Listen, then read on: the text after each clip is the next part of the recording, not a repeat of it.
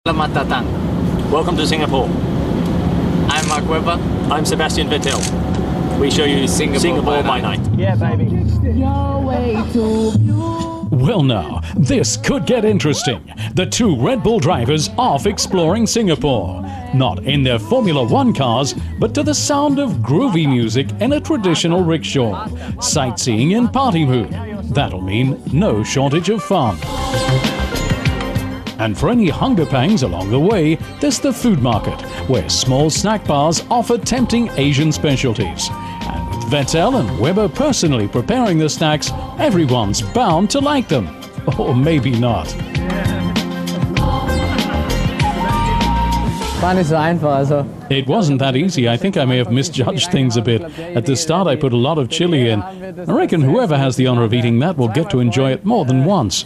Otherwise it was very interesting. I'm not that great a fan of such food myself, but he helped us to actually put it together and then cut it into pieces. I think it looks rather more squished up than it's really supposed to. Ein bisschen zermatscht aus, als wirklich so, wie es sein sollte. Yep, alles klar. Mixing. The famous Singapore sling went somewhat better. The Red Bull racing drivers took lessons in the venerable old Raffles Hotel, and when it was time to shake the cocktails, really gave it their all. That's what they'll soon also be doing in the streets of Singapore, in the F1 season's one and only night race. This spectacular event has helped the city-state in the South China Sea to raise its profile still further. Formula One will be switching on the floodlights here for what's the second time already, and really enjoys it. It's very good. I mean, I love the city. It's very clean. It's a safe city. The people are very welcoming. Obviously, it's a bit easier for us compared to maybe places like Japan or China because they can speak some English, so that's a big start. And so, yeah, it's nice to be here. And I've come here, obviously, I think 15, 17 times probably through flying to Australia. So I've been here quite often. Singapore is a vibrant hotspot with a captivating chic lifestyle, a lifestyle the F1 circus really likes. Although for the drivers, adjusting to local time is different to normal. As it's a night race, their usual daily routine gets mightily pushed back. I've got to try and stay on European time. So I'm going to bed at 4 or 5 in the morning, which is really weird. Waking up at 2 in the afternoon. Trying to get breakfast at lunchtime, having lunch at dinner time, and then having dinner at 3 in the morning. So it's quite difficult, but we're doing a good job of it at the moment, I think, and we're training in the gym when the practice sessions will be, so I think we're doing pretty well. In 2008, it seems Fernando Alonso dealt with the time adjustment best. The Renault driver won that first ever race on the Marina Bay Street circuit. And Singapore too was a winner all the way. The entire Grand Prix weekend, a successful, spectacular event. And one man already knows how it'll be this year.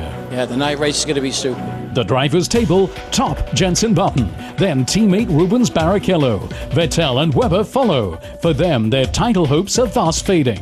In the Constructors' Championship, Brawn leads ahead of Red Bull Racing. Kimi's strong performances put Ferrari in third. Later in setup, 2 world champions in one car.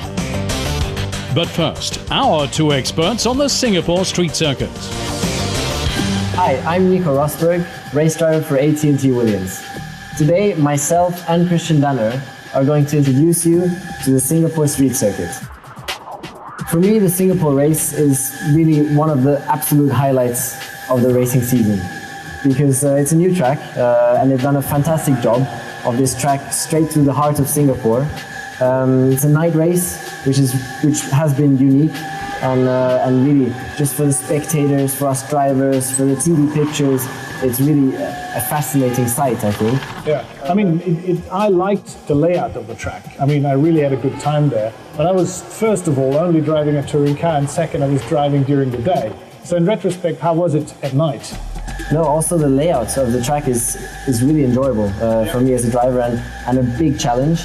There's so many corners like nowhere else on any other track. I think there's more than 20 corners, and which brings me to the next point, that it's very, very physically demanding. You don't have any long straights where you can take a breather and relax.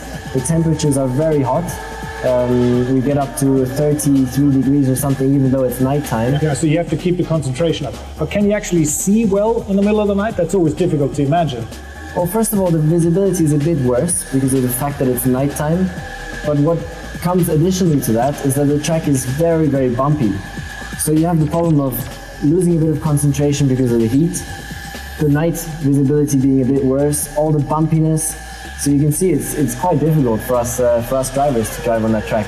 A specific place for overtaking? After the key corner, which is corner 5, going onto the back straight, you could do a bit different lines, and so you could have a very good chance to overtake into the next corner. Also because it was so bumpy, and when it's bumpy, it can cause mistakes from other drivers, and so that helped out. The car takes off a little bit, then settles down again, so it gives you a bit of a variety of lines, I guess. It's so bumpy that it even hurts your back, because really? You smack on the bottom so hard that you can feel it all the way up your spine, which is obviously not great. So 1 day of recovery and you're right again. Exactly.